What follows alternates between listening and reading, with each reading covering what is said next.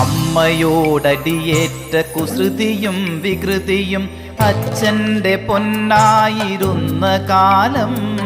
വിദ്യാലയത്തിലെന്നാദ്യമായി പോയതും ഉച്ചയ്ക്കു കഞ്ഞിയും പയറും കഴിച്ചതും ഓണത്തിനോലപ്പൂവട്ടിയിൽ തുമ്പയും മുക്കുറ്റിപ്പൂവും നിലാവും നിറച്ചതും അക്ബറും അഗസ്ത്യനും പിന്നെ ഞാനും നമ്മളൊന്നായി വളർന്നൊരു പൂർവകാലം.